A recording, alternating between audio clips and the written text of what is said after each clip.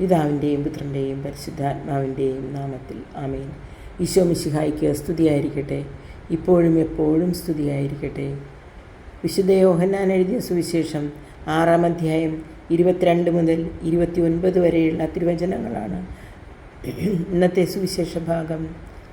രാവിലെ അവിടെ ഒരു വള്ളം മാത്രമേ ഉണ്ടായിരുന്നുള്ളൂ എന്നും ശിഷ്യന്മാരോടുകൂടി യേശു അതിൽ കയറിയിരുന്നില്ല എന്നും ശിഷ്യന്മാർ തനിയെയാണ് പോയതെന്നും കടലിൻ്റെ മറുകരയിൽ നിന്ന ആളുകൾ പിറ്റേ ദിവസം മനസ്സിലാക്കി.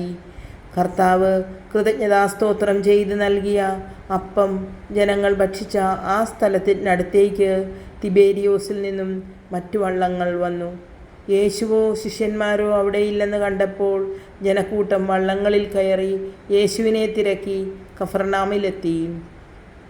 ജീവൻ്റെ അപ്പം.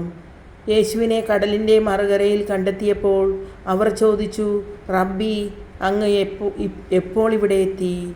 യേശു പ്രതിവചിച്ചു, സത്യം സത്യമായി ഞാൻ നിങ്ങളോട് പറയുന്നു, അടയാളങ്ങൾ കണ്ടതുകൊണ്ടല്ല, അപ്പം ഭക്ഷിച്ച് തൃപ്തരായതുകൊണ്ടാണ് നിങ്ങൾ എന്നെ അന്വേഷിക്കുന്നത്.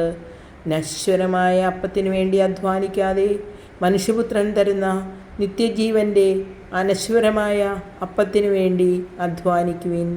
എന്തെന്നാൽ പിതാവായ ദൈവം അവൻ്റെ മേൽ അംഗീകാരമുദ്ര വച്ചിരിക്കുന്നു. അപ്പോൾ അവർ ചോദിച്ചു, ദൈവഹിതമനുസരിച്ച് പ്രവർത്തിക്കുന്നവരാകാൻ ഞങ്ങൾ എന്ത് ചെയ്യണം? യേശു മറുപടി പറഞ്ഞു, ഇതാണ് ദൈവഹിതമനുസരിച്ചുള്ള പ്രവൃത്തി, അവിടുന്ന് അയച്ചവനിൽ വിശ്വസിക്കുക.